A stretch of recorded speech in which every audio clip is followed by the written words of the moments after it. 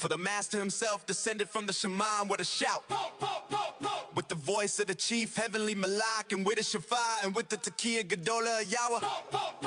And the dead and Messiah rose first. After that, those that were living and remaining were seized together with them into the clouds, and had a friendly encounter with the master in the air, the unseen realm. And so we the later generations are always with Yahweh from now on. I'm gonna tell you about the anointed silence, not an act of kingdom defiance. The truth is plain as that day. One generation was seized away, come what may. Messiah came down to meet and greet. How different, how awesome, how sweet. Oh my, oh my, oh my. He did not lie. First came the sad total falling away. Then came that unseen snatching away. Once that day that took them all away. No more new records or documents were made. The sounds of silence reigned from 70 AD to 110 AD, proving that no one was left to proclaim, and that's not shady. I'm gonna tell you about the anointed silence, not an act of kingdom defiance. The truth is plain as that day. One generation was seized away, come what may. Messiah came down to meet and greet. How different, how awesome, how sweet. Oh my, oh my, oh my. He did not lie. Every book was penned before he came back in the first century. Then 40 years of silence, weird for 40 years after he reappeared. Then 40 years of silence, weird for 40 years after he reappeared. Why then the people's conscience not seared? Their response won a great fear. He returned when the remnant yearned for the parousia in the fellowship clouds. Now we know how to break that silent sound. Shout it, shout it, shout it out loud. The sound of silence broken by you and me. The silence for 40 years following 70 AD. Shout it, shout it, shout it out loud. Gives testimony and kingdom glee.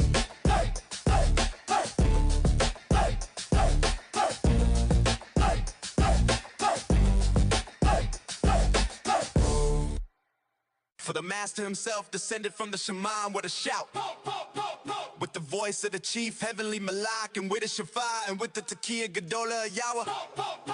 And the dead and Messiah rose first. After that, those that were living and remaining were seized together with them into the clouds, and had a friendly encounter with the master in the air, the unseen realm.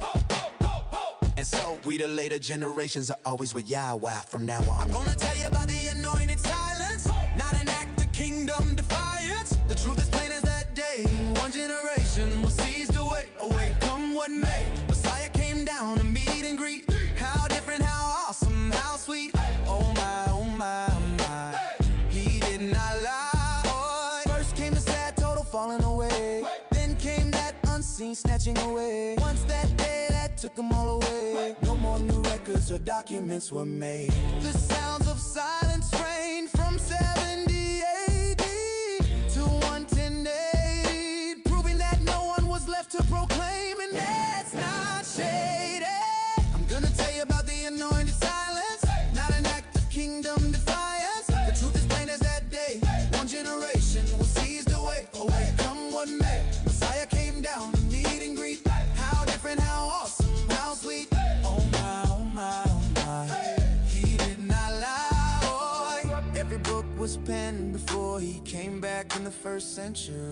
Then 40 years of silence, weird for 40 years after he reappeared. Then 40 years of silence, weird for 40 years after he reappeared. Why then the people's conscience not seared? Their response won a great fear. He returned when the remnant yearned for the parousia in the fellowship clouds. Now we know how to break that silent sound. Shout it, shout it, shout it out loud. The sound of silence broken by you and me. The silence for 40 years following 70 AD. Shout it, shout it, shout it out loud. Gives testimony and kingdom glee.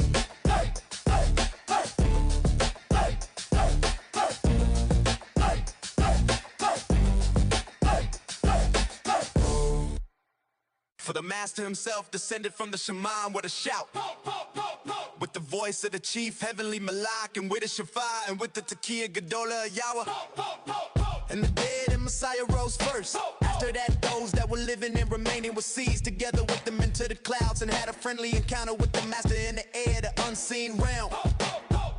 And so we the later generations are always with Yahweh from now on. I'm gonna tell you about the anointed silence, not an act of kingdom defiance. The truth is plain as that day.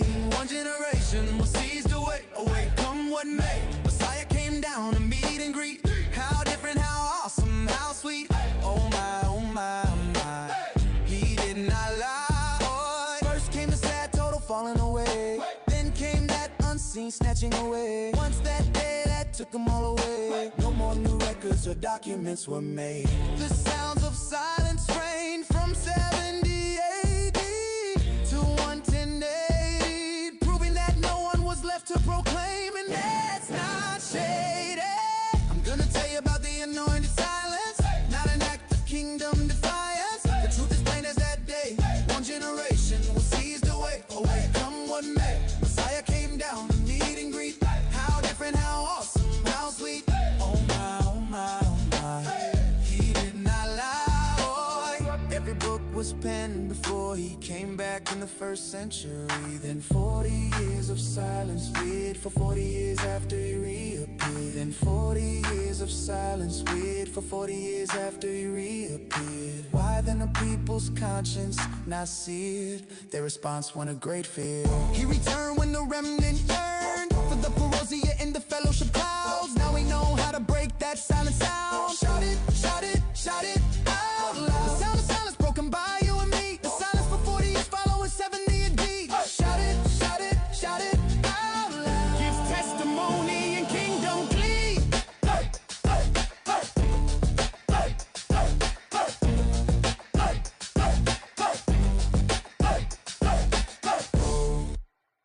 For the master himself descended from the Shemaim with a shout, with the voice of the chief heavenly Malak, and with the Shafar, and with the Tekiah Gedolah Yahweh. And the dead and Messiah rose first. After that, those that were living and remaining were seized together with them into the clouds, and had a friendly encounter with the master in the air, the unseen realm.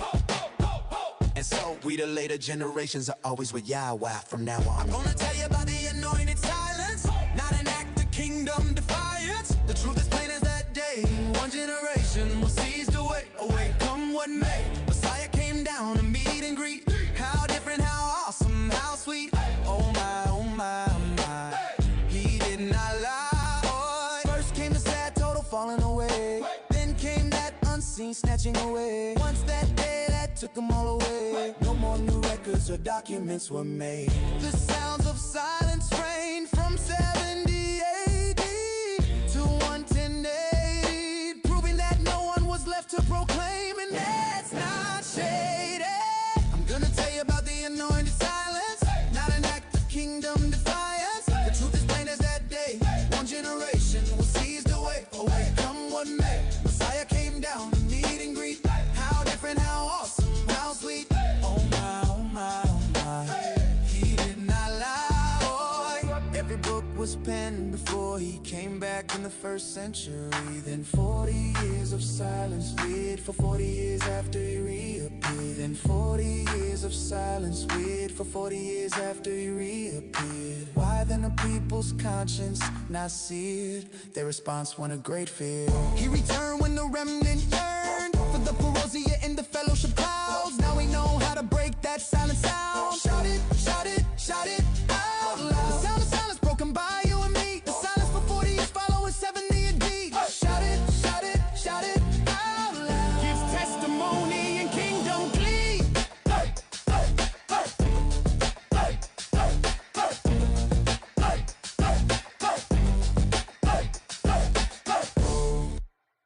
For the master himself descended from the Shemaim with a shout, with the voice of the chief heavenly Malak, and with the Shafar, and with the Tekiah Gedolah Yahweh.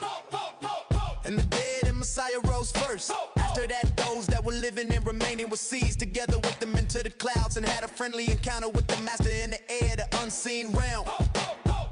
And so we the later generations are always with Yahweh from now on. I'm gonna tell you about the anointed silence, not an act of kingdom defiance. The truth is plain as that day. One generation will seize the way away, come what may. Messiah came down to meet and greet. How different, how awesome, how sweet. Oh my, oh my, oh my. He did not lie. First came the sad total falling away. Then came that seen snatching away. Once that day that took them all away. No more new records or documents were made. The sounds of silence reigned from 70 AD to 110 AD, proving that no one was left to proclaim, and that's not shady. I'm gonna tell you about the anointed silence, not an act of kingdom defiance. The truth is plain as that day. One generation will seize the way. Oh, wait, come what may. Messiah came down to meet and greet. How different, how awesome, how sweet. Oh my, oh my, oh my. He did not lie. Every book was penned before he came back in the first century. Then 40 years of silence wait for 40 years after he reappeared. Then 40 years of silence wait for 40 years after he reappeared. Why then the people's conscience not seared? Their response won a great fear. He returned when the remnant yearned for the Perosi.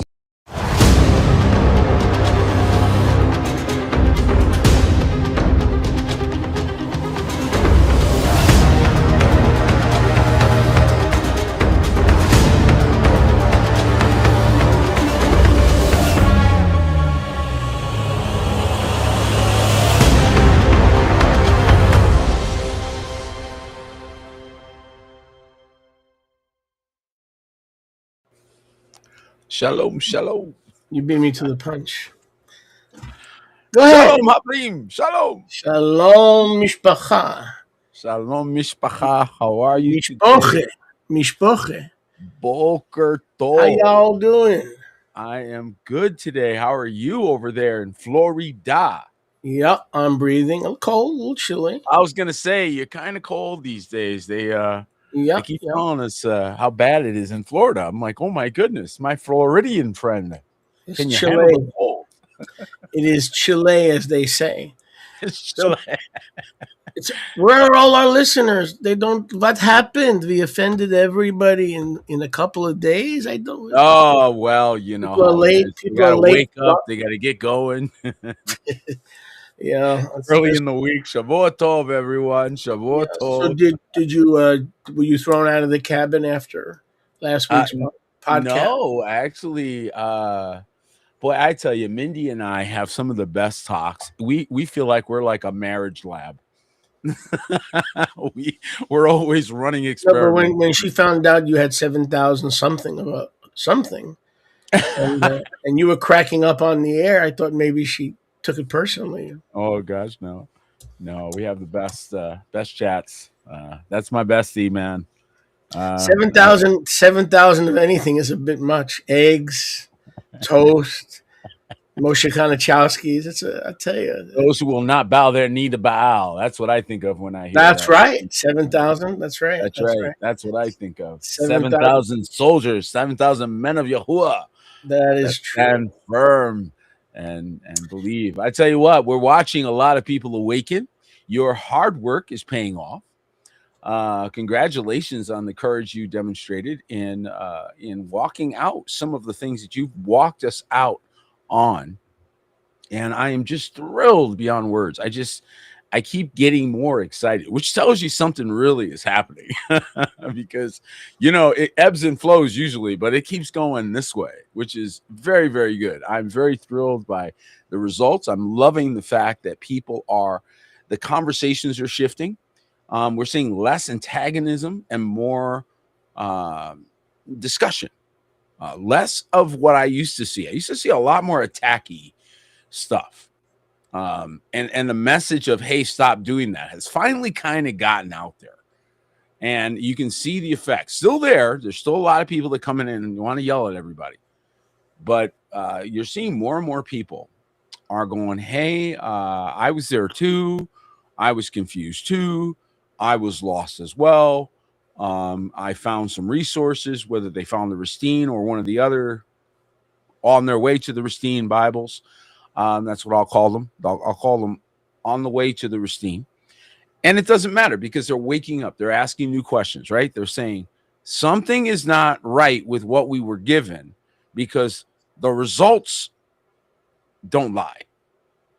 And so we don't have to look at how we got. All we had to do is say these results don't match the scripture, so something's wrong in the formula. At least we're going to look. So this, I think, has been an amazing thing to this point. What's your thoughts on that show? Yeah. I like the fake deliverances that last for a week. Yep. Or for 2 weeks, or the fake salvations. If you're really saved, you don't have to come up every Sunday to get resaved. I mean, it either is finished or in you, or it's not. But here's something I want to throw at you. It's very interesting.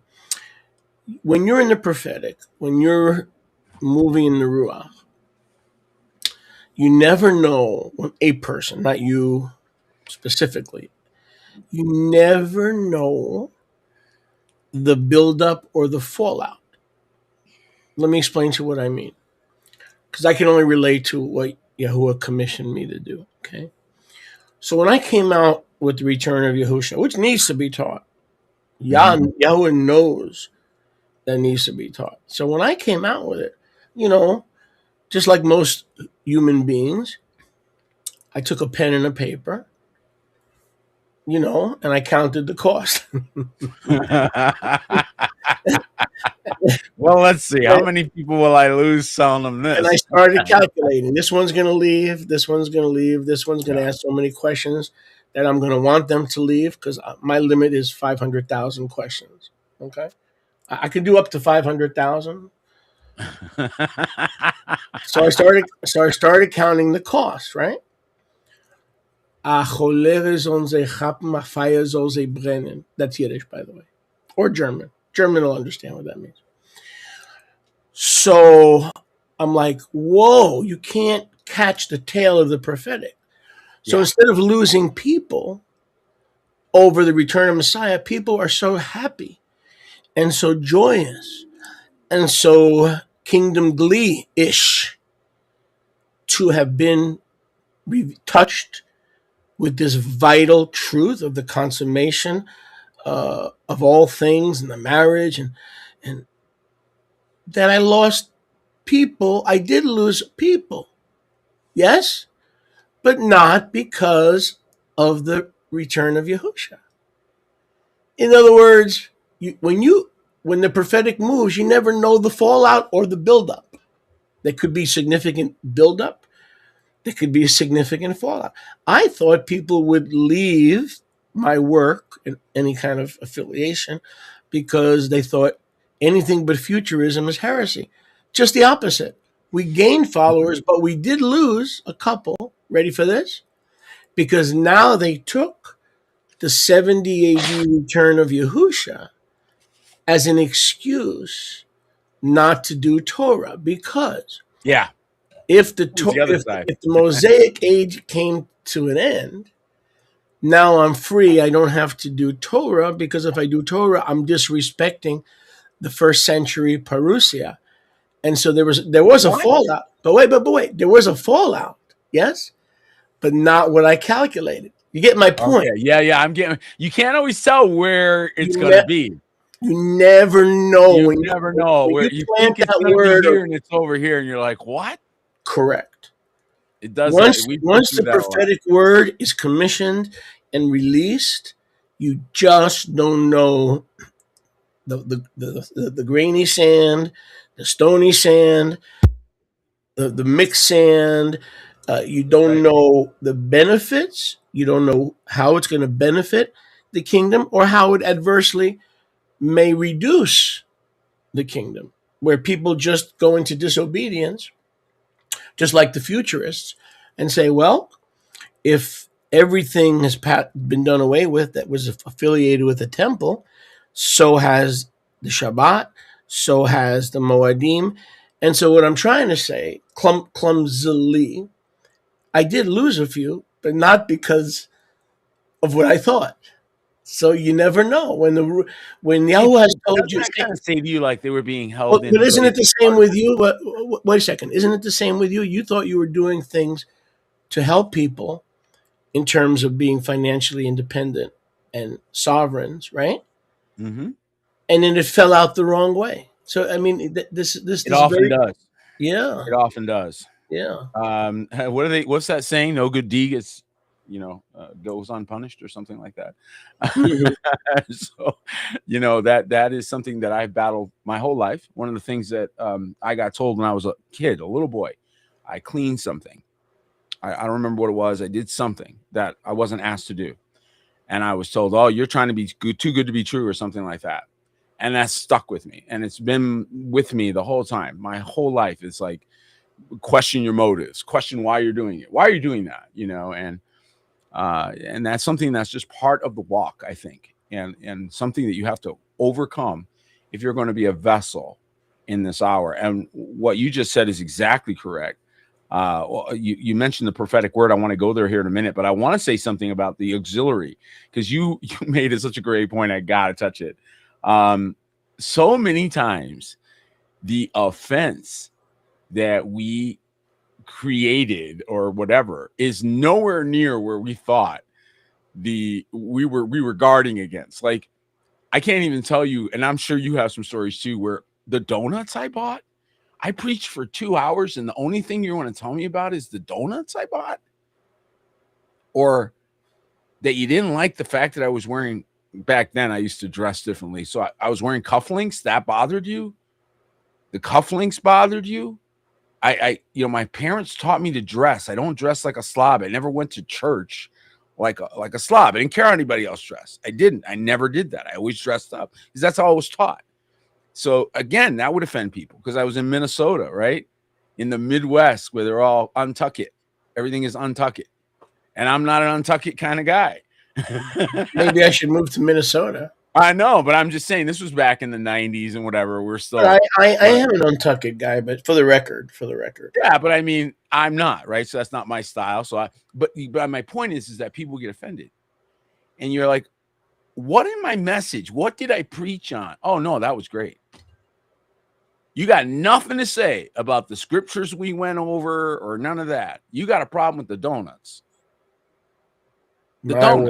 My word. I'm not even kidding you. And people who have been with me for a while, they'll remember this. Drew, he's been around a while. He'll remember this. Okay. Drew probably remembers everything. Drew he's like my historian. He is like literally the guy I go to. So remember this, Drew? And he goes, yep. He was there, I love that. Because, you have a witness. And we all watch as people's expectations were imposed in meetings, in ministry. Their expectations became more important than the delivery of the message, than the meat of the word, than the meat of the word, than the work of the ministry. Yeah. Okay. And we got, and something Sholiak and I were talking about behind the scenes on the way up to this broadcast, guys, is the level of distraction that has now been put out there in the public just to give us all something to talk about. Okay. And we need to now say, is everybody now fully convinced of how cuckoo that world is? I don't want to talk about right wing. I don't want to talk about left wing. I don't care about left wing or white wing or red. I don't want to support any of it. It is all disgusting. Are we done yet? And I hope so, because I hope everybody goes, okay, I'm done with that. Let's get on into the new kingdom. Let's get on over into the understanding of the age we're in. Let's start walking in what we've been given, because these people are crazy. Yeah, and absolutely. But getting back just for a second to the fallout. So, like you were saying, and like I was saying, when you under a commission from Yahuwah, yes, the word will prosper, right? Where he sends it and how he sends it. Mm-hmm. And sometimes that prosperity, as you well know, is a reduction. Sometimes it is a trimming. Sometimes it is a pruning. And like I said, I did everything but take a notepad. Okay. And I say, okay, Father, 2 houses, I count the cost. True name, breaking the 3rd commandment, I count the cost. And then you try to figure who's going to leave you, who's more likely to leave. I'm just human, right? Yeah. But you can't put the Ruach in a box like that. You can't. Because so far, not a single person has unaffiliated because of the parousia, right? The economai of 70 AD. But I'm getting fallout. People go, "Oh, you mean I'm free? I don't have to do the Torah?" It goes to show you that the eschaton, or the way in which they viewed eschatology, it's exposing cons. Okay, I'm sorry, I'm going to say it. I'm going to pull the Band-Aid off. Exposing cons. Oh, I was only behaving because I wanted to get this. But now that I know that that is behind me, well, then my behavior incentive is gone. Wow. Okay. Mira tú. Well, now we know. So you just exposed yourself. Well, not only that, but think about this. So I said to one individual, I said, okay, is Genesis 126, 124 through 26 in the Torah? See, yeah. So, well, you said the Torah has been passed away. Since we're not under the old heaven and earth, then that also is not applicable for today. Well, what is it? Well, that is be fruitful and multiply. So that means you're not allowed to have intimacy with your wife because that's part of the old heaven and earth. That was a nice one. That was a nice one. That's where they bring in the. There was no response to that. That's where they bring in the exception. Not responding. Yeah, that's where they bring in the exception card. Now let's take Shabbat.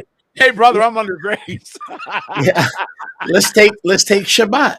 Shabbat has nothing whatsoever to do with the Torah. It is a creation ordinance that is recorded in the Torah and then given to the covenant people. Right. But it predated the Torah.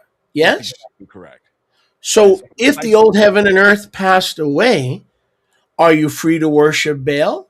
Or are you free to celebrate the creation ordinance, which now becomes a recreation ordinance because you're a new creature in the Messiah? Wouldn't the knowledge of isn't the Shabbat a recreation ordinance? Yes. And wouldn't the knowledge of these things make you even more dedicated? More dedicated. More dedicated. If you now know that they are in fact true. Right. And that he keeps all his word. How can if that doesn't put the fear of him in you, it should. How can the return of Yahusha make you less spirit-filled, less dedicated, or reverse anything that had to do with creation way before there was a Moses? Right? Be fruitful and multiply. Without be fruitful and multiply, we would have no Moses. If we had no Moses, we would have no Torah. We'd have no Torah. Or not on earth anyway. So, the fact is that he sent down the Torah to us. The word came down on Mount Sinai. That was the interruption of artificial intelligence. So don't think it's a new concept. They were artificially intelligent back then too. Okay, it was all artificial. Believe in a bunch of nonsense. Gobbledygook. Okay? And he has to send down divine intelligence to straighten out the man. Yeah. Okay, he has to send down brains because we were listening to Egyptians and Babylonians, and we're all going like this, just like you do now. If you listen to, which one, left-wing news or right-wing news, you're going to go the same loopy. You got Egyptians on the left and Babylonians on the right. Which one to the left of me, jokers to the right. Here I am. You want me to break out? The Egyptians are blue and the Babylonians are red. To the right. Here I am, stuck in the middle with Peter. Exactly. And everybody's waking up going, never mind. And they're turning it all off. And good for you, by the way. All of you who are going, oh my goodness, you're throwing away your blue hat, your red hat, your purple hat, your freak flag. You're throwing it all away. Good for you. Wake up. Wake up. And realize that all of that was a distraction, a circus. Just like church means circus. Well, that's what they're taking you to. Why? To distract you from the prophetic word, to distract you from the work of the ministry, to consume your time that we are supposed to be redeeming because the days are evil. Absolutely. So my exhortation to all of you is turn all their channels off and walk off and say, you know what? I've given you all the time you deserve. And I'm done. I'm doing that more. The funny thing is, I turn on the news you say, to be updated but not overwhelmed, right? Which is your broadcast, the theme of the Monday broadcast, the Monday night. So I do that, and then what's been happening is, because I used to be a news junkie many years ago, like many of us were, Mm-hmm. and then I, got more spiritual, Mm-hmm. and I cut back to a few hours a day. But what's happening now, I say that tongue in cheek, right? See what I mean? But what happens now is when I turn on the news, I'm like, after 9 minutes, seriously, after 9 minutes or 8 minutes, I run to YouTube. I never thought I would see the day when I can get more in the spirit on YouTube, where at least I have a choice, right? I can choose. Then, and I get, regardless, the legacy media, isn't that? And I think we mentioned that backstage. The legacy media, oh, Epstein and Trump and Biden and hookers, right? All of a sudden, it's Ukraine again. Yeah. Wait a second. It's Matt. Don't we want to talk about this, guys? It's the government shutdown again. Excuse me. Weren't you guys that were shouting to release the Epstein Just file? a week ago. Now all of a sudden you're talking You don't about want to talk about it. Oh no, you don't want to talk about it. So in other words, we got to go to social media because they're the only ones talking about it. That tells me right there. And the reason I believe is because they want access. They don't want to upset the powers that be because they want access. Access means honor. Access means shared power or a perception of shared power. What we're finding out, folks, is that to sum it up, is that this show has been nothing but a scam. We're all realizing what a scam, a full-on scam. Yeah, we've all been subjected to. I don't care which side of whatever aisle you thought you were on. We're all waking up going, we got straight hustled by all of them. But didn't Freemason George Washington warn us? Yes. And didn't Jefferson Freemason 33? They all warned you. They all told you. Warn us? They were basically saying that Freemasonry is okay, but political parties are not. They did warn us about political parties and central banking, right? Look at the countries. You know what I use as, and yes, the answer to that is yes.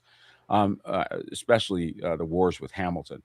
But the thing that I look at right now on the world scene, just looking at our modern 2026 world, look at countries that do not have the two-party fight every 2 or 4 year system. They're cruising past you.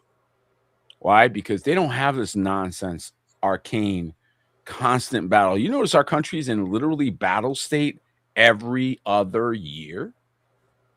It's every other year. It never stops. And so you can't ever produce consistency, constancy. You're creating an atmosphere of constant conflict or strife, which is why we're sort of the war making part of the world. The world looks at the West as war making. That's what you do. You make war. And this goes back hundreds of years, guys. China was opened by a war.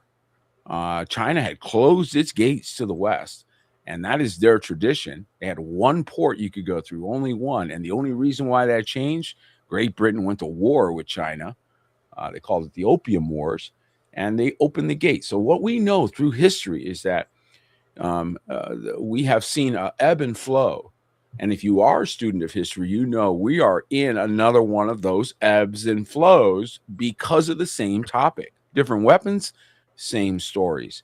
And so again, folks, this is why it's so important we disconnect from all this nonsense and get back to what we're called to do. Get back to the work of the ministry while we have time. Correct. Changing the subject to a more positive thing. Yes. And you can discuss anything that we're led to discuss, but one thing that I'm going to teach on this coming Shabbat.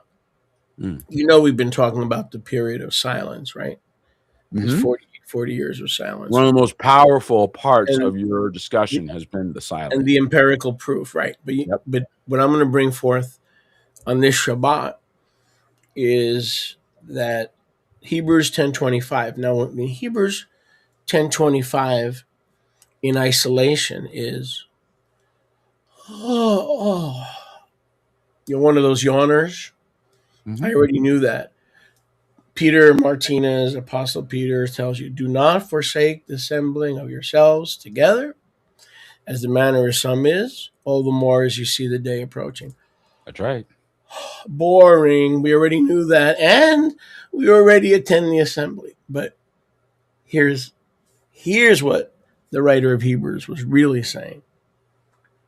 When was Hebrews written? In the 60s, right? In the middle 60s. Mm-hmm. What's the end of that verse? The day is approaching so soon, within Mm-hmm. the next 8 years, 6 As years, you see whatever, the day approaching. that if you're not in assembly, you're gonna love this. If you're not in assembly, you're not going to meet the master when he comes.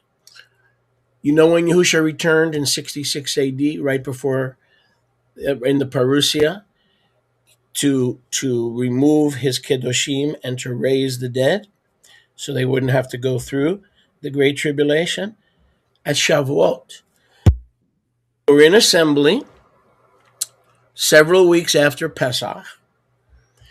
They were in assembly in 70 AD, and on the night, which was a Yom Achad, it was a Yom Achad, on the night of Shavuot, in the assembly, he appeared to them. And that's why he said, make sure you are in the assembly as you believe that the day, as you believe that the day is getting closer and closer. Think about that.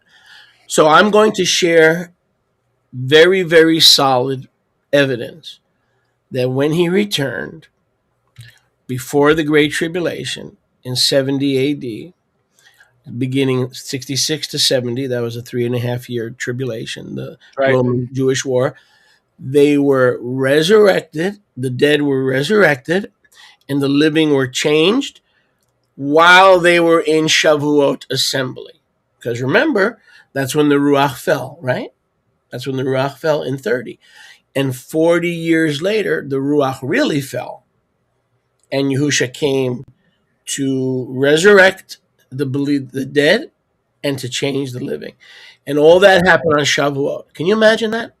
I can imagine it. Not only can I imagine it, not only is it a fact, and it is true, it's a historical fact. It's behind you, folks. Sorry, hate to put it to you that way, but it is. When he said, not only Sholiak is correct.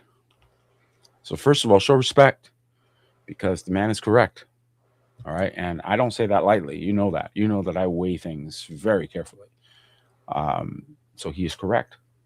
Now, when he said, every eye shall behold him, I want you to think very carefully who he was talking to.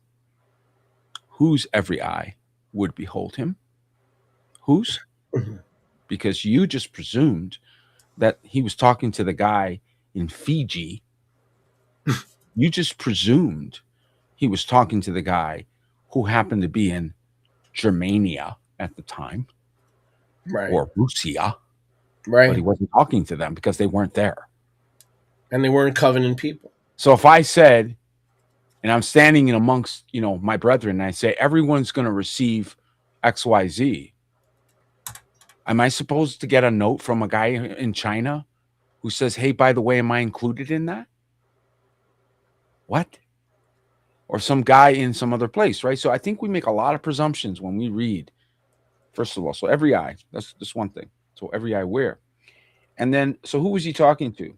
In the And what assembly. obligations does he have to those outside of covenant? What obligations does he have to those outside of covenant? Can you tell me what obligations he Several. had? So if you were not in the assembly, on the 8th day, okay, after he completed the 7 days of the feast, after he completed first fruits, and you weren't there, you wouldn't have been able to see him because he went in amongst his brethren. So you wouldn't have known, because he honored what he said. They had to be in assembly, united. Correct. But in your remember, place. but right, And this was in the Galilee. This wasn't in Jerusalem where you're describing. Same thing though. Same point. You're making the same point. right, But I'm pointing at another example saying, do you see that assembly where he told them to go together, and they went and they stayed together, and guess where he appears? correct. Let's dissect that verse. Do not forsake the assembling of yourselves together, as the manner of some is, As the manner of some all is. the more as you see the day approaching. So he's appealing to them Yeah. based on an eschatological immediacy. But I'm saying to you that he used the 8th day as a precursor to drop this example in them, so that when they had to wait the long wait, the short wait would remind them that he keeps his word. So the short wait, go to Galilee, I'll meet you up there, was a short wait. You understand? You see how that was a short one. That was not too long. And so they got to see him rise, but they knew that he had to wait for him. And so they go up to the Galilee to wait. Then he appears in their midst. You see what he just did there? He confirmed to them, you be patient. You don't worry. You go do what I tell you to do. I will appear in your midst. Correct. That's the message that he's dropping without having to say a word. He just did it. I'm going to appear in your assembly. I'm going to appear right here in your midst. So now all of a sudden they're like, man, assembly's where it's at. Okay, everybody. Where did he appear? In the assembly? Where were you? I don't know. Where were y'all? You guys And were that's over when there. the resurrection. That's Yeah, when the 500 saw him resurrection. when he rose, but only 120 made it to the right place at Shavuot. What happened? Right. That's when the resurrection and the change of the living occurred. They were taken to a different realm. You understand? Come on. Nobody saw it because they were taken to a different realm. Now, here's something else. How do we reconcile that to 1 Thessalonians 5:1 and 2? Behold, the master will come as a thief in the night. Now watch this.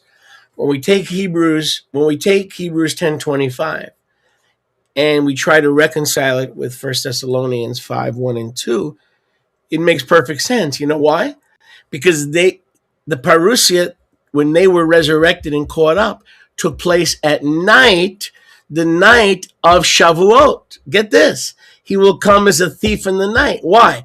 Because he will come for those in his assembly, right?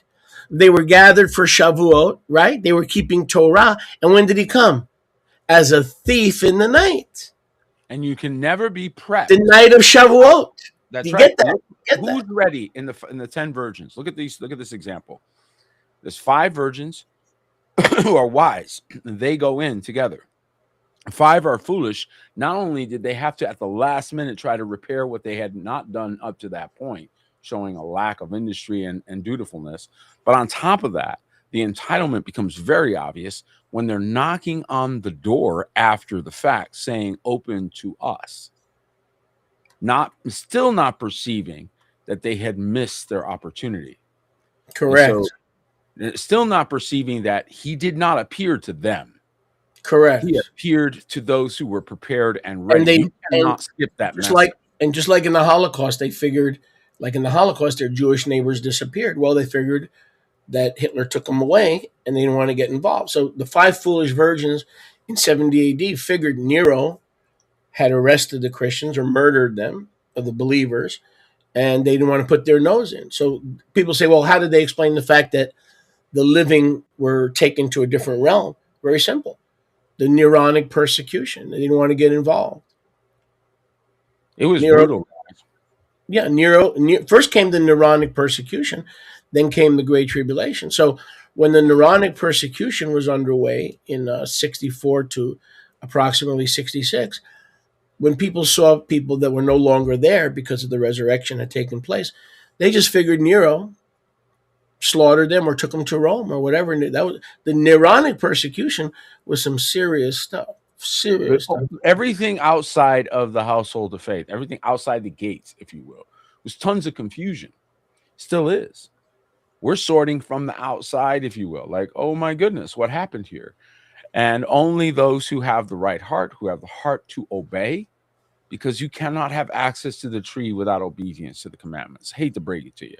That's so right. Anybody that said, oh, you know that, well, then you must not want access, because that is still what it says. It has not changed. So That's you right. want access to the tree. This lesson has been a long lesson about you best to keep his word. Yep, Okay, it's been a absolutely. long walk around this whole thing, and I'm not going around against you. You guys go right ahead. And to the unbelievers in the first century, when he returned, he came at night, the night of Shavuot. So he came like a thief in the night. And Mhm. like you said, in the assembly to resurrect and to change the living. And it was in the night, like a thief. Why? Because the outside world that was not obeying him to look up for your redemption draws nigh. He And came as they a, were, and then by the way, that happened all over the world because people left he Shavuot came as a thief. He came in as a thief. 33, right? When he rose again, and then they got Shavuot, the Ruach comes down, and then they go back to all their countries. So they're filled with the Ruach, filled with the Ruach. I mean, speaking, touching, healing, filled with the Ruach. They go back to all over the world because they had come for the feast. And now they go back to all their countries. So over that next 40 years, the word was going to the people that it needed to go to who were in assembly. The time had come. I said the time had come. And the word went out throughout the whole world to all believers, all who were authentically inside, and they were all given that word. So when So they were taken, okay, when this occurs, of course you're not going to hear about it. You got all the left behind angry people left. You got all the people that are looking for excuses or making up reasons why they're still Star Spangled Awesome. Look how entitled they are. They're knocking on the door after the fact saying open to us. Oh, you must have made a mistake. but they had logical reasons because they knew Nero was rounding up believers. They had all So kinds of logic. they This is the logically craziest world out here. explained that people were missing. And now let's top it off with that. In addition, in Second Thessalonians 2, Sholiach Shaul spoke about the great apostasia. So Right. instead of, let's say, I'm just going to throw a number out there, Mhm. instead of, let's say, 500,000 believers in Judea, Samaria, etc., there were 2,000. So number one, you have slim pickings to begin with. So you go from and these are made up numbers, but you get my point. To go from 500,000 to 2,000. Now, out of those 2,000, let's say 900 were not in assembly. They were making excuses, foolish virgins.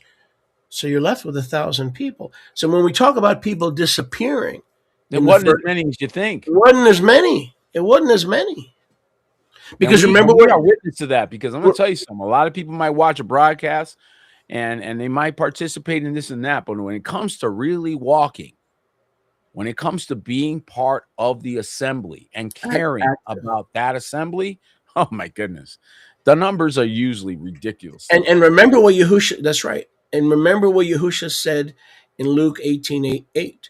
And there's a reason. When the Ben Adam returns, will he find Faith, Nasarim, right? real faith? The answer is no. Because we don't understand when the scriptures talk about a first century apostasia from Mhm. 30 AD, 33, whatever year you want to use, to Right. 70. People were falling away left and right between the Hellenists, the Greco-Romanists, the Ecclesiasticals, the death of the leader Yaakov, and people got discouraged, the scattering of the flock, the Yeah, so-called we the so underestimate the death of the Yaakov and what so-called that. the so-called Judaizers who were Yeah, not Judaizers, they were Pharisees who were right, trying to bring the disciples back under their control. right, Okay, exactly, and then exactly. came Same on thing. top of all that came the hunting. It was a hunting season of Nero. This was not just a persecution of believers before 66, but this was from 64 to 66. This was hunting season. The Mhm. tigers, the lions, they were sport. They needed Right. fodder for sport. So you can easily go from 500,000, now you're down to 2,000, but 1,100 don't want to come to the assembly. And so Hebrews 10:25 Yahoo is a final warning. He's going to come as a thief in the night. Because Yep. if you're not assembled on Shavuot, according to the Moadim, at night, you're going to be damned and you're going to perish. So that was not just that, Peter's got such a great congregation. You might as well join. No, that was a matter of Life and death. resurrection, Yeah, life, no spiritual life and death. resurrection. Yep. I've been Change trying into to say immortality, this change for into like immortality, or 10 no years, man. change into immortality. Thank you. Thank you. Thank you. Thank you. Thank you. Thank you for saying that, pulling a band-aid off. Sholiak. Oh, I love you so much. That's exactly right. How long have we been saying, folks, you cannot get saved outside the assembly any more than you can get to the tree of life from outside the city? It's the same point. Literally the same point. So next time somebody says, why is this so important? It's so important that the resurrection of the saints of the first century depended on it. You're practicing inside the city when you're inside the assembly. One more time. One more time. Mhm. The Sholiak or the pastor is representing the tree of life. Okay. He is a picture of it. That is why he is there. He was sent by the king himself, if he's real, or, if there was a real vessel. And so you're coming into the assembly. This becomes a tree of life or a river of living water where you're supposed to be planted next to it. Okay. So you're constantly refreshed, constantly getting word. Look what you're going to get every week. Look what you're going to get constantly. You're going to receive this from the offices that he installed. Why? Amen. To prepare you, to get you to think a certain way, to get you to shift so that you can go very easily right into the city, because you're already used to being inside the assembly, being inside of the cover. You are already a submitted heart. You're very few. You were harvested from the many. You were harvested from the many. Yeah. And he took chosen fruit. And he said, these, they obey my word. They can come inside the city. Okay. These obey me. But in They that, humble themselves before me. They bring me the honor, the kavod, the tapara that I deserve. These I will let in. These other ones are all talkers. Leave them outside with the dogs. but in that understanding, everything is reconciled. In other words, Right. his appearing will be public to a certain group, Right. covenant. But on the other hand, it'll also be as a thief in the night. Now, Yeah. we The ones that they weren't in covenant. through this understanding, we reconcile it because he literally came in the night, right, on Shavuot.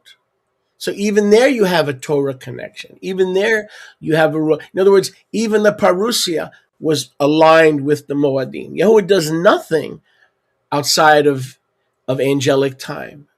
He does nothing. And that's what makes Enoch so great. He's the apostle of time. Okay? Now, Enoch is not the apostle of eschatology. Enoch is the apostle of time. of time. People say we Time. follow the Enochian calendar. The problem with that is there is no Enochian calendar. There are Enochian principles That's it. in his That writings, covers the principles of time. Period. principles of time, but it's angelic time. It's Yes. angelic time. Boy, there's a point, and we're not going to go there today. What we are going to talk about today, though, really quickly, is the prophetic word still coming? Do we still get the prophetic word? What is the prophetic word for the hour?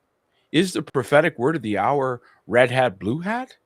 Is that the prophetic word? Is that the word of Yahuwah that has been coming? Pay attention to politics and all this other nonsense. What is that he told us? What did he warn us about? And I know, Sholiak, you've been given multiple prophetic words through the last 20 years as we've walked to this spot. So now people can see something today that they couldn't see 5 years ago. But I don't bother telling them because they don't believe me. They don't believe anybody can hear from Yahuwah. So I don't even bother telling them. If I told somebody I saw the helicopter of Jimmy Carter crashing before it took off to rescue the hostages in Iran, nobody would believe me. So I don't tell them. I would believe you. And I think one of the reasons why it's important that we share these things is so that they would say Yahuwah does still speak through people. Because if he used that Puerto Rican guy, I mean, if he's using this Puerto Rican dude, okay, and he spoke to him, I'm at least as good as that Puerto Rican I love guy. Puerto Ricans. I don't. I'm at least as good. Don't be so harsh on yourself. I love that's what you know, but it's what you should think. It's what you should be, he's no respecter of persons. And when he gives warning or he's saying, who's want to listen? Who wants to listen? Who's ready to sit down with me? And on May 14, 2013, we started a 3-day fast. And now anybody that's done fasting and praying knows that usually it's at the end. If anything, you're going to get, if you have a 3-day fasting and praying, you usually wait until the very last second and maybe you get something. Maybe you don't. Maybe you just get through the process, right? So I didn't know what to expect. That's usually the case. You don't know what to expect. You just knew it was time to pray. It was a time period of deep reflection about some of the things that you're seeing now in the news. We were getting in the Ruach.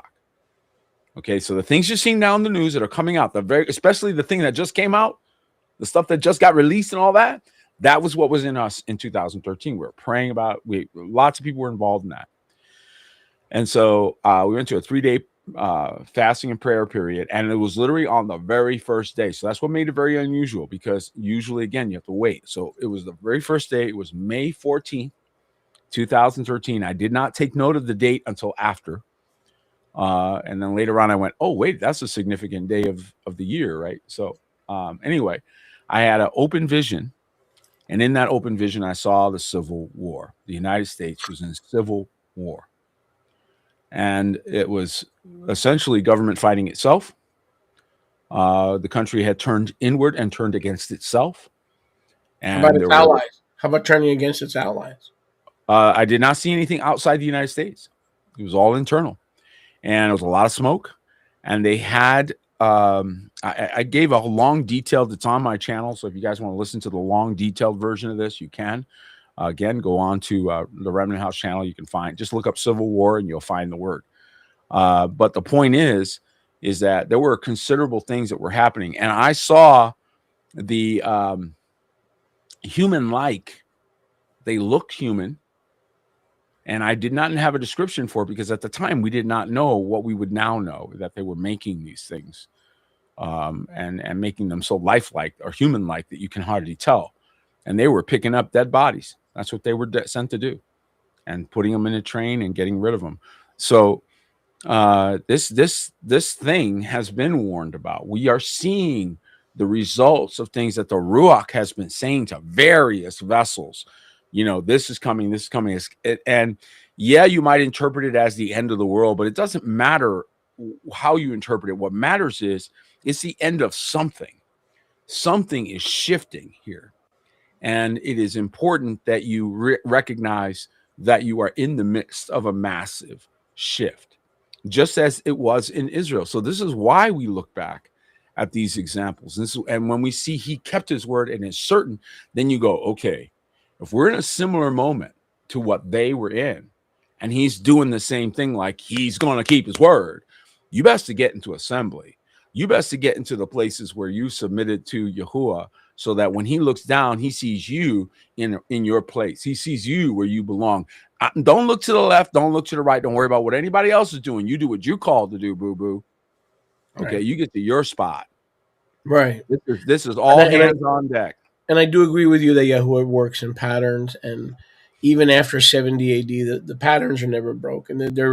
Those are universal laws of favor and judgment and whatever that Yahuwah set into effect. So the 70 AD does not, since we're in the kingdom, these patterns continue, and the pattern of the righteous living in the new Yerushalayim, and the unrighteous away from his presence. I mean, nothing changes. Nope.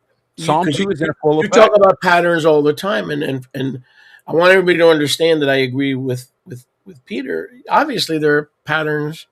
Obviously, what does generation mean? It means regeneration. Yeah. It means reset the pattern. It means sexually excited men and sexually excited women have to mate. So they have the repeating pattern. If you didn't have a repeating pattern, there's no new generation. So Messiah's coming did not affect this generation being born, or the next one, or the one after that. So let me put it to you another way. We can't ignore patterns. Patterns are here to stay, right? Patterns are here to stay. It's pretty obvious from the historical record to me, and this may not be obvious to everybody else, but what it looks like to me is he pulls his firebrands out of the fire. He wants those who stood up against his enemies and said, I don't care what you do, I'm not backing up. And there ain't no other way to give us that test but that we are in an environment that forces us to go, we ain't budging. And then he's proud of you. Okay. Then he sees you and says, now that's my son. Now that's my daughter. And harvests. I don't think that's changed for millennia. I think that's been the same program. I agree. Running in every generation. It's been different bad guys. It's been a different Nero. Okay, we got a different Nero this time. Who's playing Nero? Who's gonna play Judas? Come on, who wants to play Judas? And that's why the word says, and that's why the word says in Hebrews, you're talking about a test. Without the test, we can't be proven faithful. That's right. But it says, but wait, it says, I'm not going to test you. You examine yourself to see if you're in the faith. But that's the believer. So when the trial comes for a believer, is to examine yourself. It's not for Yahuwah. It's not for Yahuwah to punish you. It's for you to say, wait a second, let me examine. And I do that in my teachings all the time. When I get into too much grace, I turn right and go back to Torah. When I get into too much Torah without any love and grace, I stop and I go back to grace. In other words, what I do in my teachings, I always examine myself and say, okay, there's going to come a point also when I've discharged the 70 AD responsibility, the burden of the word of Yahuwah, which, by the way, is called in Hebrews Maaseh. It's the same word for tithe. Okay? Man, so when I discharge the Maaseh of Yahuwah, then I will go back to something that some consider more balanced, but not until I have released that burden. So yes, I agree with you that examining is important. And the tests are to prove who his jewels are, the ones who come out of the fire. And the fire has patterns. The deliverance has patterns. The lion's den has patterns. Nero becomes Hitler. Hitler becomes Mussolini. Mussolini becomes this one and that. That's right. The newest one. We had the newest one right there. But listen, here's something that you're making a point of that I've been writing about that you didn't know. So we did not coordinate this. There's no way he would have known I was writing about anything in my private studies. My wife would be the only one, because she's the only one I talk to about this. So she's now my witness. And what you're describing is the difference between external questions being asked, things being dictated that come from the outside of you, and they don't actually change you. The only thing you have is compliance or defiance. That's it. That's all there is. Versus the believer, versus the authentic, born again, genuinely transformed out of the kingdom of darkness into the kingdom of his dear son, the very small number he's talking about, the tiny number. They don't operate this way. They do not operate from the outside in, as most of the people you see do. They operate from an internal question, an internal review, an examining of themselves. This is a very different paradigm. Watch this now, because when you have an external question, somebody asks you to do something or puts it to you from the outside, there's no cognition. There's low cognition, I should say. They're barely only detecting whether or not the person is even logical or not. There's no character development. There's only compliance or defiance when it's coming from the outside of you. There's external behavior modifiers. You have to have them on the outside in order for that to have any value. There's no calculation. There's only performance. And that's why it'll fall away the moment you change one fixed point. Oh, by the way, this piece of information isn't quite true. It shouldn't change anything, but because they were depending on that, it's all external. You understand? It's not inside the person. Versus the Ruach on the inside. Watch this now. Because on the inside, what happens when you start to ask yourself the same question, you say, how may I help you, to a person? What if you ask yourself that question? How may I help them? What happens if you ask that question on the inside instead of the outside? It's the subject of one of our patents. And the fact is that if you do ask the question on the inside, it starts an entirely different cascade. I said it starts an entirely different cascade. Why? Because you have high cognition instead of low cognition. So he's bringing your brain and your renewed mind into the conversation. You need to think. You haven't said a word yet. You have massive character development, because without internal questioning or self-exam, there is no character development. One more time. Without a self-examination or internal review, there's zero character development. Right. And where would I start? I would start with, am I saved?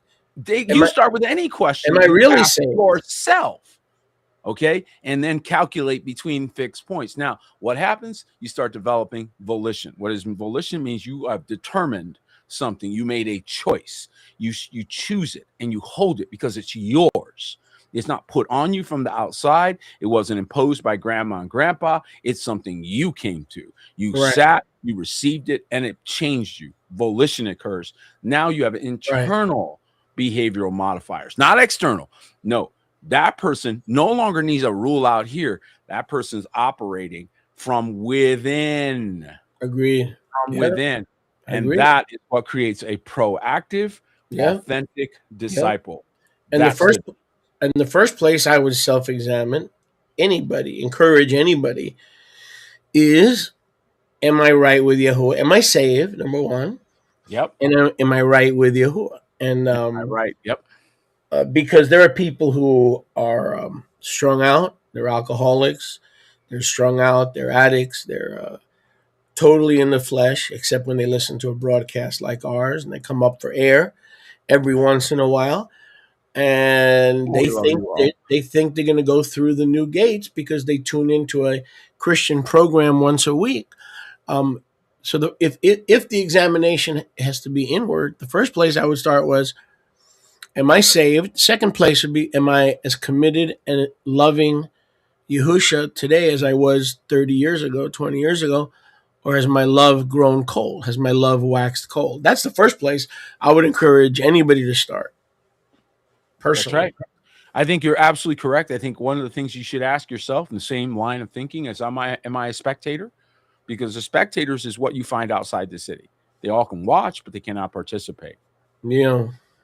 Now that should put a serious weeping and gnashing of teeth in you right now. Just the thought you might be included in that, you should be checking, right? So where do you check? Do you check on the outside? Do you call somebody? No, it's all in here.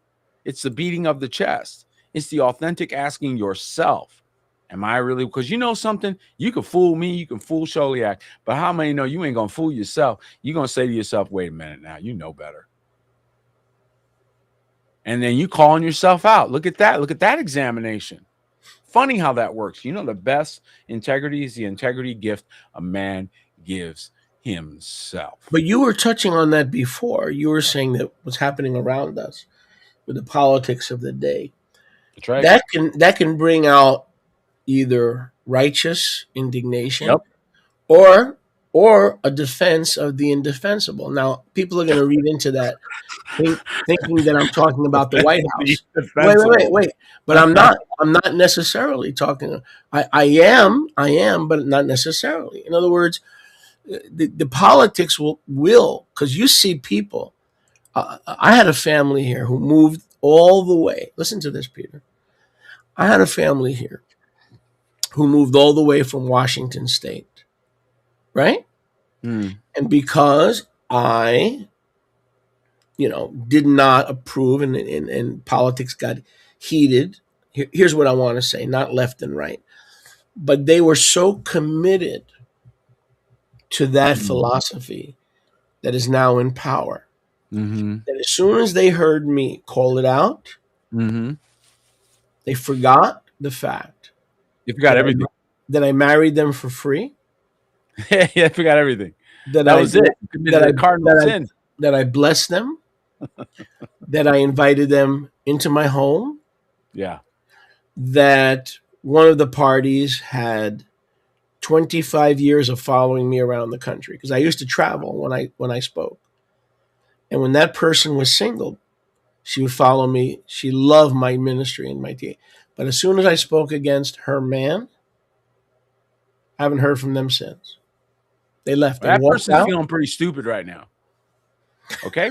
If they're not, they're not paying attention, and they certainly don't like 13-year-olds. And that's all I'm going to say about that. But if you could break up a kingdom relationship over, let's say you and I disagree over the governor. Wait. Let's assume you and I disagree over the governor of Arizona. If that can break up our covenant ministerial, then it ain't a covenant. Anointing to do this broadcast. Like you've told me many times before, and I respect you for it. I really do. I'm not really sure if I believed you, but I'm going to choose to believe you. You said I'm not going to be the one to break up our friendship. Nope. No matter what happens, no matter what people say about you, if it breaks up, it's going to be your fault, basically. I won't be the one to do it. And that to me is character. That I don't even know if I'm capable of that kind of character, but that to me is character. Thank you. I believe that. I believe that's what Mashiach says to us. I will never leave you or forsake you. If this relationship breaks, it won't be me. It won't be me. I will be staying still. A joke someone said, it's a marriage joke, but I think it's a good one. And this is a little admonition, a little poke at the marriages out there. Little poke, okay? And I said this to Mindy as when we first got married and I'm driving along, you're all on top of me, man. I can't barely drive. You're on top of me so much. Okay, I can't barely get. No. I can't even get barely down the road, man. And you're kissing on me and loving on me and touching me and everything else. Now look at you. You can't even get close enough to that door. Could you want to be part of that door over there? I'm driving down the road. How far away did you get? Well, things have changed. And then you're driving along. You say, well, I didn't move. I'm still in the same driver's seat I was when we met. Man, what happens? Familiarity breeds contempt. Familiarity. You start to take things for granted. And after that conference in July, watch out, because you're going to know me better, and I'm going to know you better, and the devil's going to make sure he's going to attack to make sure you remember my weaknesses, not my steadiness. I do not believe you actually have passed the test of love for your brother until you love his weaknesses. And until you can come to the place where you're like, yeah, my brother does that, but that's okay because he's my brother. He's not heavy. Until you can reciprocate that, okay? Until you can do that, you ain't saved. I'm sorry. And I'll step to every line. I step to the line with everybody. And I'll say that, hey, I'm going to give you the love that you deserve, and then watch and see how they react. I do these things publicly. I'll do it publicly. I'll be like, that's my brother. That's my brother, right? And watch how they react. If they respond with, it's like they drew the one half of the fish, you have to draw the other half, right? Same concept. You got to be the one to say, I'm a brother. I'm stepping to the line. Are you going to meet me there? I'm going to be honest with you, Peter. Are you going to meet me there? Yeah, true. But I'm going to be honest with you. I never heard anybody else say that to me, either during a friendship or when we began a friendship. You said to me multiple times, which means you wanted me to get the message. Because I was worried about 2 type A personalities. You remember that? Bumping heads. And we probably would if we didn't walk in the Ruach. But you said to me, whatever happens, I want you to know one thing. I will not be the one that disconnects. If we disconnect, sin's going to lie at your door. Genesis 4. And that hit me because nobody's ever talked to me that way. To be honest with you, even my wife never talked to me that way. To be honest with you. So that definitely got my attention, and that told me that you were sincerely different. I do really believe very strongly in unity. And I believe that the Father has put this into us as special vessels to say, regardless of our differences, and they are wonderful differences. Isn't that beautiful that we have 2 different types of personalities and different expressions? Yeah, but you can't fix the problem that I'm better looking than you. No, I can't. I can't deal with that. But you know what I do have? I have so much love for you that I'm actually proud of you for being better looking than I am. I wish I was telling the truth, but I'm not. I wish I was. I'm okay with it. We got to open for questions. I'm sure there's a few out there from our beautiful, handsome people out there.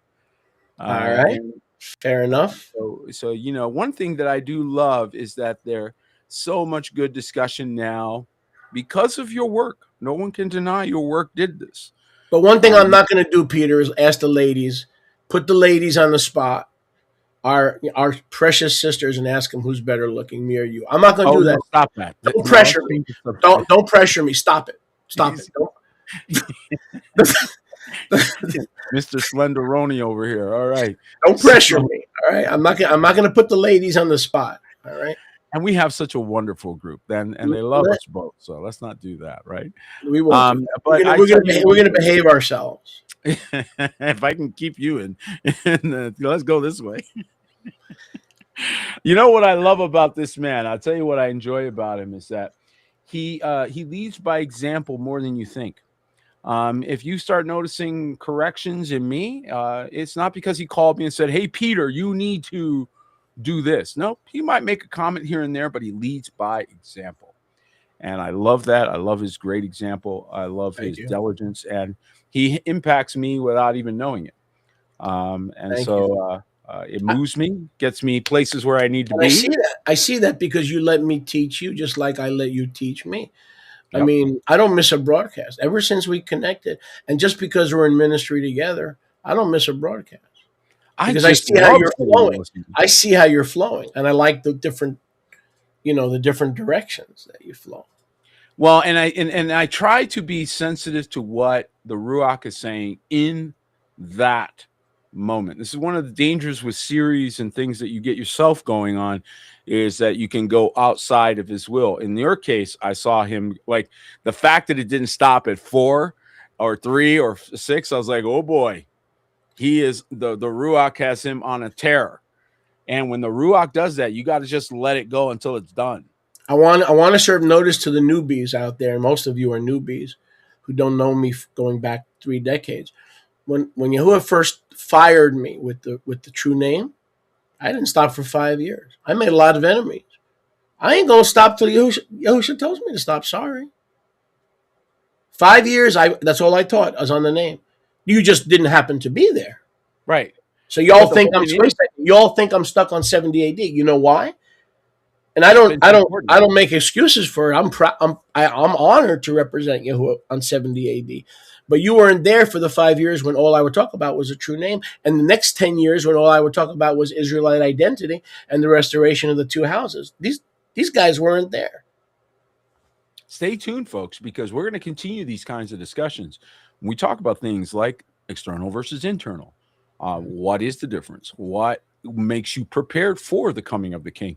Even if you knew he was coming next week, would you know what to do to be ready? And that is a question that so many take for granted.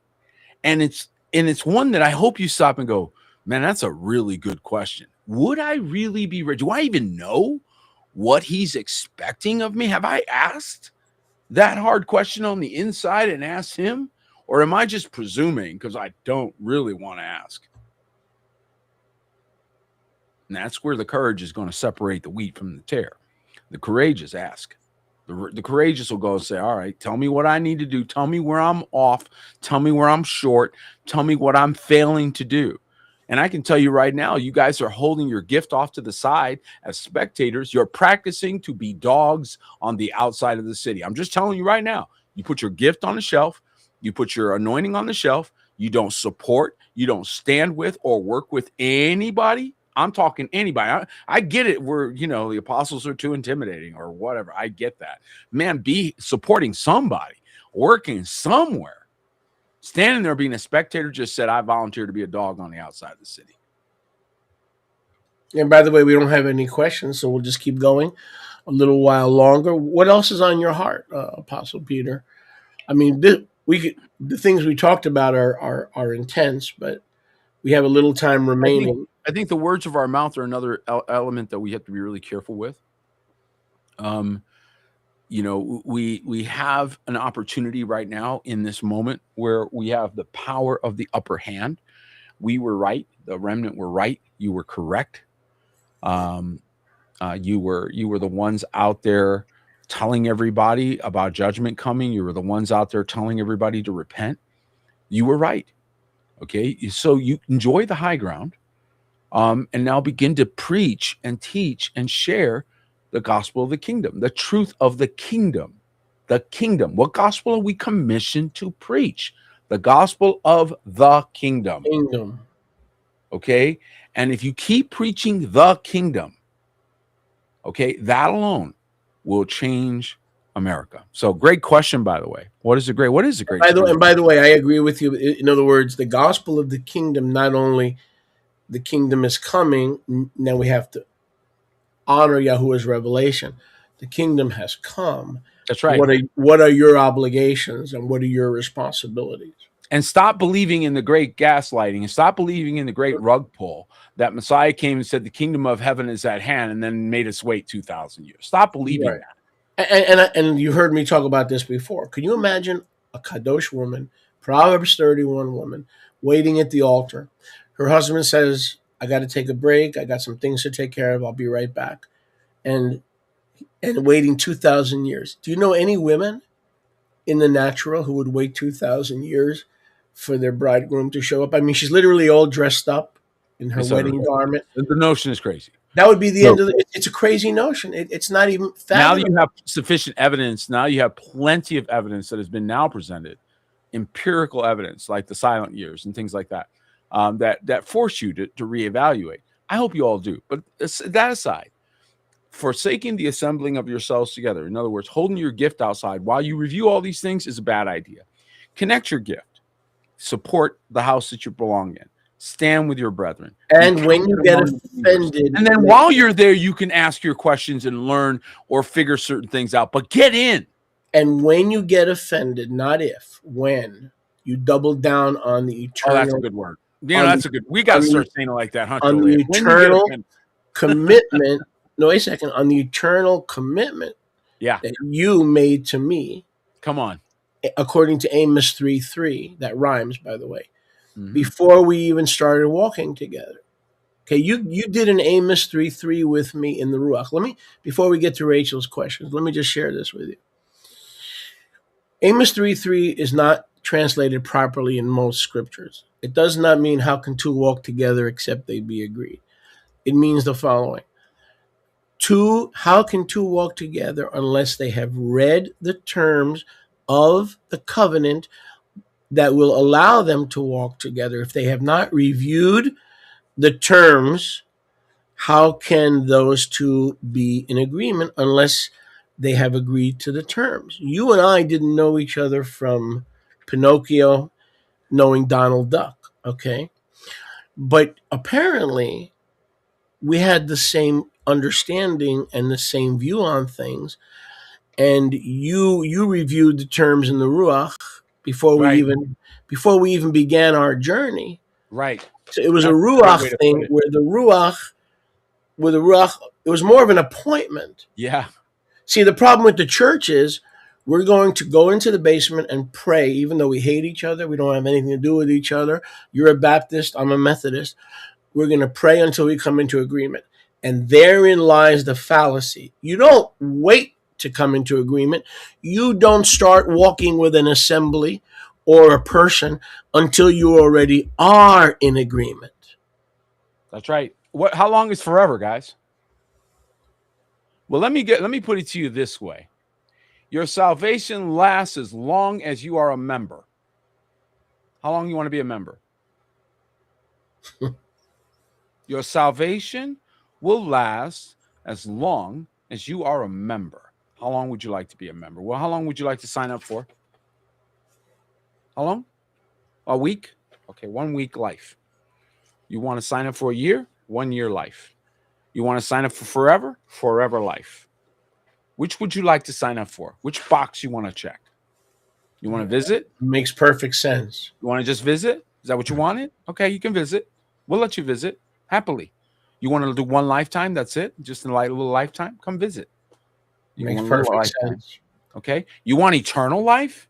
Wait, hold on a minute. You want it what? Hold on a minute. Come on, you're kidding, right?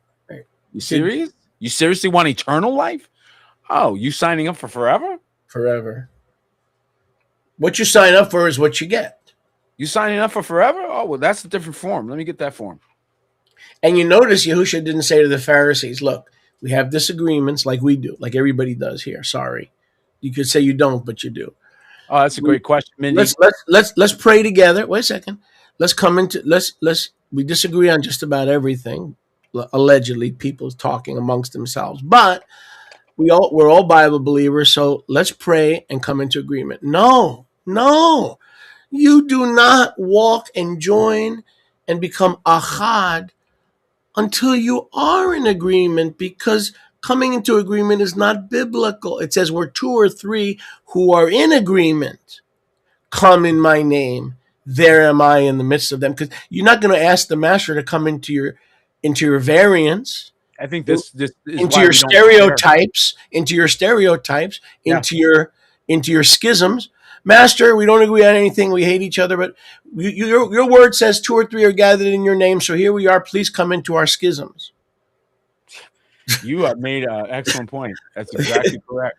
And that's what the church does. And that's what the Messianic movement does. No, if you're, I'm going to say this to all of your people, because I can't speak for any, for me, I can speak for my people. If you are part of Peter's ministry, you are in agreement with Peter. You're not going to come into agreement. Your declaration of your presence is that you are currently in agreement. Right. It's like the calendar thing. We had to put that on there. We only had 3 things to join Remnant House, and we decided this has to be part of it because it caused so much conflict, and so we had to add that. But it was originally no strife, pray for one another, and honor Yahuwah here. This tells me you're here. This is your house. So and this is how I would know. It's that simple. And it's funny how every house has basically the same 3 rules. All houses do. When you really look, they all have the same rules. But I love your question, Mindy, about internal versus external. Thank you for asking that. You have an inside, you got inside knowledge on the importance of this. What would be the fruit of each to know which you're walking in, whether you're operating in external versus internal. This is the key. You ready? Where your behavior modification comes from. You see, if you're waiting outside for someone to ask you a question or to demand something from you from the outside, that means there's low cognition. You're not even thinking about this stuff. There's 0 character development. Okay, so when it's coming from the outside, it's a rebuke, yes, but it's meant to trigger you, not tell you. There's a difference. We're provoking one another versus dictating to one another, which Matthew 6 prohibits.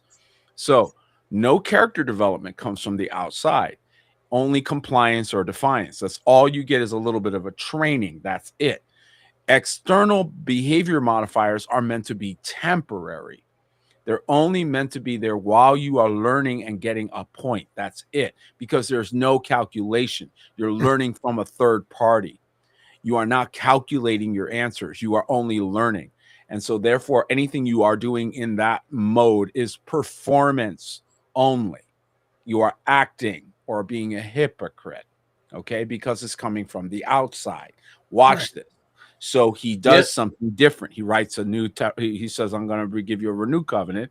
I'm going to put it on your Torah, on your heart and your mind, so that now, instead of asking some priest or asking somebody out here, which never really actually transforms you anyway, and only makes you a conquered people, teaches you slavery thinking, okay?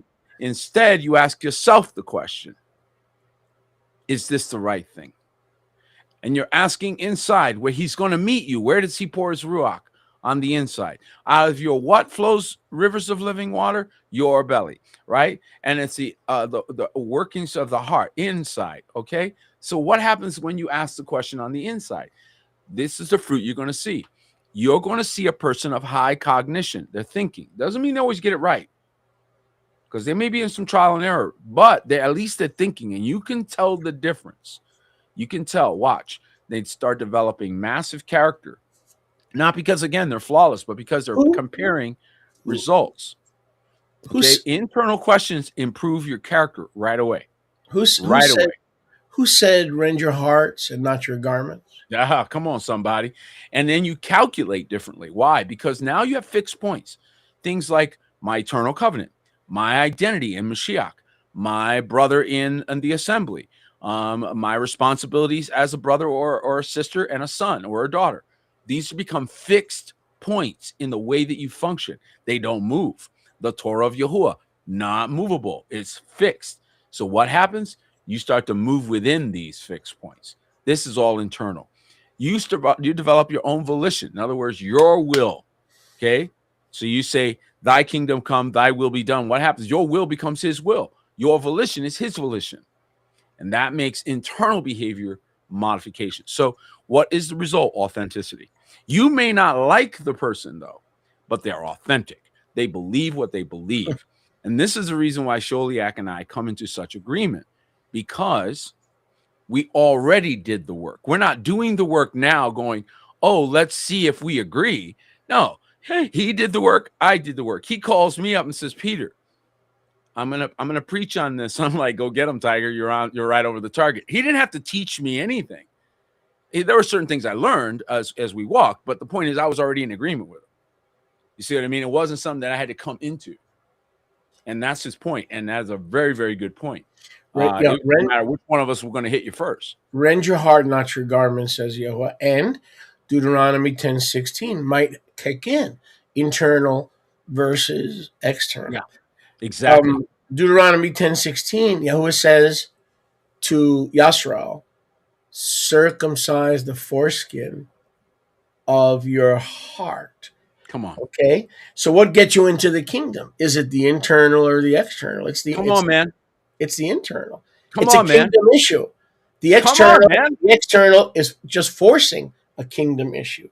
I'll put it to you like this. Whom the Son, who's on the inside, if you abide in me and my word abides in you, okay, the Son sets free is free indeed. You're literally describing the difference between a slave and free. This is the reason why we're doing the technology we're doing, because one of the things you guys are not noticing that we noticed that you didn't notice is that they are using AI to train you to be a slave.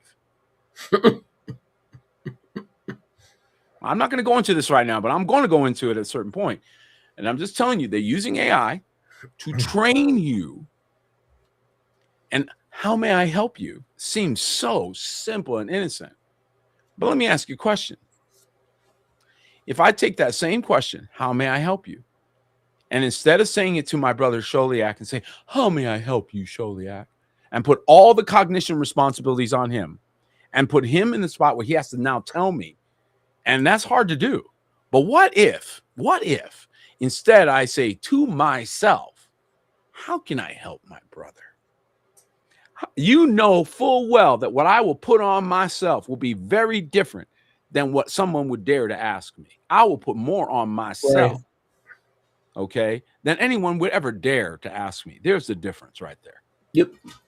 I fully agree.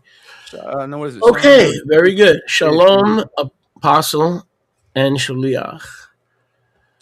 Okay. I wonder what is the greatest Shaliach danger. must be you, and apostle must be me. What do you think? How about you be shaliach, and I'll be the apostle? What do you think? What do you think is the greatest danger to the body today, Rachel? I think that a few things. That's a very good question. The first thing. Let me have a shot at this, please. Mm-hmm. The first thing is the ultimate denial, denying the deity of Yahusha, that he's the Word that has become flesh. Mm-hmm. Number two, some form of Gnosticism that he did come in the flesh, denying the deity, the divinity of that word. Number two, the biggest danger is a dishonor and a disrespect for the leaders of the army, pretending that we don't have leaders in our army, that the risen king didn't leave us with any leaders, as opposed to Satan's army that has principalities and powers far above disquieted spirits who live in dry places, that we are a leaderless army, and that the doctor, the lawyer that can save us money or save our lives, theoretically, medically, is worthy of double honor, whereas the representative of Yahuwah is some kind of a water boy or a schlepper, as we say in New York, a schlepper. So those are the first few things that come to mind. I'm not going to say division, because that's a normal response and that's an obvious thing, although sometimes division is from Yahuwah, like in the case of Israel divided into two houses, or like in the case of Acts 13, where Barnabas where Paul and Barnabas had to split. So regarding John Mark. So that's the first thing that comes to mind. Hopefully that helps. Peter, your your shekels. My shekels, my 2 shekels on this are I'm going to go with the foolish versions because I don't think it matters what age you're in. I think that the age you're in is the end of the age for you. Let's just put it like that. Like the great tribulation is the greatest tribulation happening to you, right?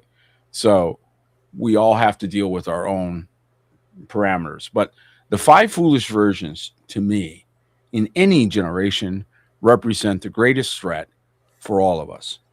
Because regardless of where you are in time, had you been there in the greatest generation, we can call it that, the greatest generation, right? Had you been there for that, you would have had to not be a foolish virgin. You would have had to be a wise virgin to survive. The example hasn't changed. So now here we are in a similar, some might say, scenario, right? A similar world scenario where there's a lot of persecution and the same scenarios are repeating themselves. Same solution, the same great danger, and that is to make presumption. So what do we see in the foolish virgins is presumption, assuming themselves to be okay. Why would there be great weeping and gnashing of teeth, except that those people all thought they were already good? So this is the danger, is I would say the greatest danger, because she said the greatest danger to the body today. I would say the greatest danger are the presumptions that people make that everything is totally acceptable when you're not getting your full review until the end. So sitting around thinking we're good was a foolish way to be. And those who are wise, who are humble, who made sure they had oil in their lamp, well, they were there when the bridegroom showed up in the night. It's true. The night of Shavuot. Let's see. So appointed time, appointed place, there's a lot of things that, keep coming back as repeat themes. They don't go away. And a lot of people want to throw it away. They want to throw away appointed place. They want to throw away appointed time. They want to say everything is generic now. That's a big, big danger, is minimizing and commonizing, making common what is royalty. That's a incredible danger, beyond words. Again, let me take a quick shot at Jeff's thing. Not Yes. a mean shot, but I believe the little season, because we kind of touched on this in the Zoom meeting. I believe the little season is from 30 to 70 AD. Little, not 1,000 years is not little, not 500 years for it. That's not little. I believe it was a very short transition period between the old and the new heavens and earth. Now the rest of it, similar to judging princes, I think I answered that. Let me go to the next part. World government, princes or grandchildren. Those are repeating patterns. Mm-hmm. The princes, the unrighteous governments, the disembodied spirits. Those are the same spirits that are disembodied. That's a recurring pattern. They're always looking for a new house to be inhabited. But just I'll make it clear, I believe every single thing. See, I'm not a partial preterist, Brother Jeff. I don't believe the scriptures were fulfilled in 70 AD other than Revelation 20, 21, 22. I believe that Revelation 20, 21, and 22 were also fulfilled in the first century. So please understand that. And that's the perspective that I believe is from the Ruach. So I really don't want to get hung up on the little season, because if I believe Revelation 20, 21, 22 was fulfilled, then the little season is past. That doesn't mean demonic activity is past. That doesn't mean unrighteous leaders are past. Again, that's my view, and I believe we have to be consistent. And I also believe that when Yahushua said in Luke 21, 22, and 23, that all the scriptures will be fulfilled in the day of vengeance, when the Romans are sent by Yahuwah to destroy the synagogue of Satan, and then they in turn themselves will be destroyed. I believe that happened in the first century. Therefore, all 22 chapters of the book of Revelation are a historic book. There is not a single chapter in the book of Revelation that is futuristic. That is my personal conviction. And if you come into that understanding, if you do, then it changes the way you order your affairs. Interesting point about this. First of all, it is the same New Jerusalem that is the mother of us all, the bride of Mashiach. This is the age we have entered. We have entered the age of the New Jerusalem. And so when you look at it like that, you say, okay, what are the entry requirements? They haven't changed. What? Yeah, they haven't changed. Because he's not a respecter of persons. So if he put his first century people through all kinds of persecution and difficulty to come in, trust and believe it is through much tribulation that you enter the kingdom. That is why outside hasn't changed. Yeah, That's why you still have to go through the Pharisees. You still have to go through persecution. You still have to go through the tests of Mark 4. You're not going to get a different entry exam than they got. Their example to you, and the fact that he fulfilled his word, is meant to encourage you all, so that you say, no matter what I have to go through, even if it costs me my life, I'm going to continue because he keeps his word, and I want in just like the ones that got in back here. Now they are your examples. I agree. How to get in. Perfect sense. Yeah, absolutely. Those, they continue. Because we're almost out of time. Let me just address Jeff again. I appreciate that, Jeff. So I have done a teaching. If you go back, we're up to about 56 now. But if you go back somewhere in the 30s and 40s on that playlist, on the YouTube channel, and I can send it to you if you send me an email or message, or I can send it to you on Facebook, where I talk about when was Revelation written for 3 hours, and we prove beyond a shadow, beyond. Let me give you a little tidbit, because I promised that we would close early today. Yeah, it was in the 60s. Yeah, let me give you one little tidbit that I haven't touched. So people said that historically, John died under the persecution under Domitian, which was from 90 to 92 AD. Now, Nero's family, his true name was Lucius Domitius something. So the family moniker was Domitius. When you translate Domitius from a noun into some other form, Domitius can also be said Domitian. So Lucius Domitius Nero was actually from the family of Domitius. So when the historians wrote that John was killed during the Domitian persecution, which historically was 90 AD, way after 70, as opposed to the Nero persecution, Nero Domitius, which again, look it up online. You could ask ChatGPT. And that persecution was strictly from 64 to 66. John was murdered along with his brother James. James was martyred in 44 AD, and John was martyred in 66 AD, because that is a fulfillment of Mark chapter 10. Master, Yahushua said, can you indeed drink this cup that I drink? Can you? And they said, yes, we can. He goes, indeed, you will be baptized with the same baptism that I am baptized with, and you shall drink it, thus indicating that both James and John would be martyred. The mother was seeking a position of favor.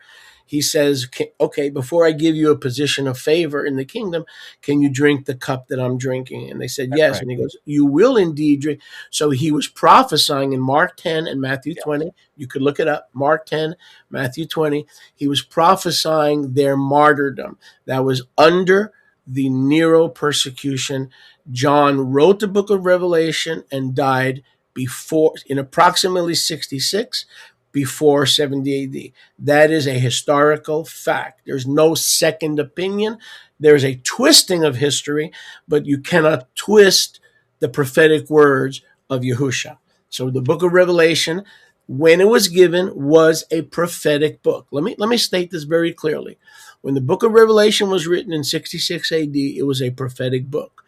But once 70 AD passed into the new heavens and the new earth, from our perspective, it is a historic book. Having said that, what Apostle Peter always says, the recurring patterns of the book are still happening.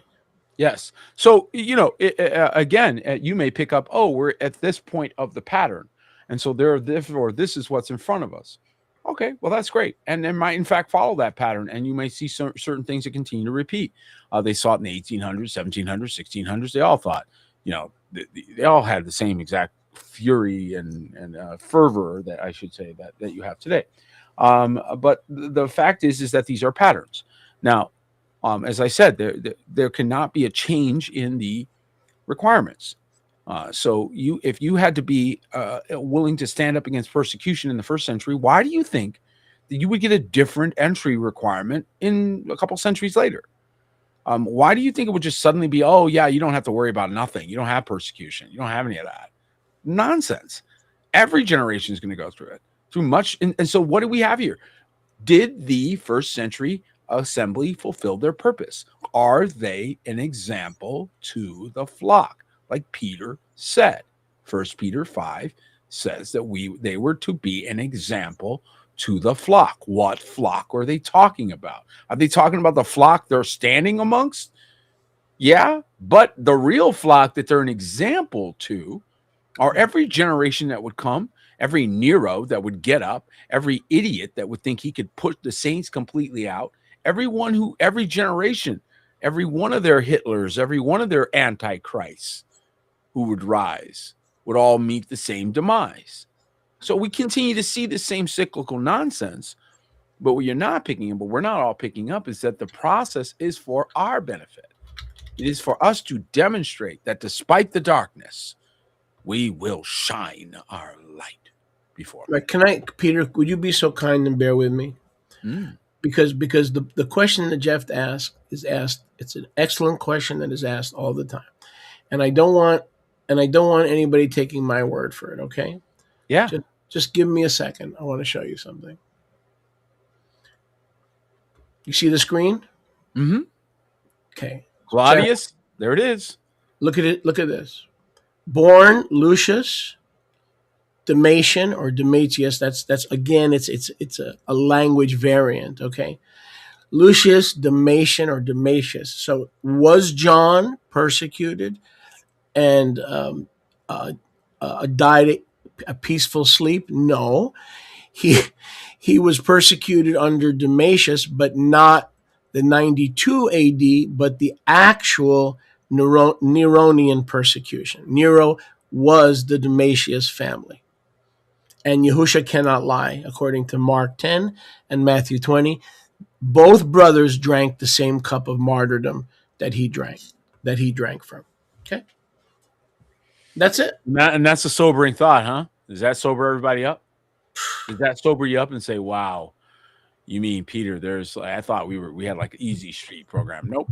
Nope. There's more people dying now than there were when I first made the comment that another believer dies every 5 minutes.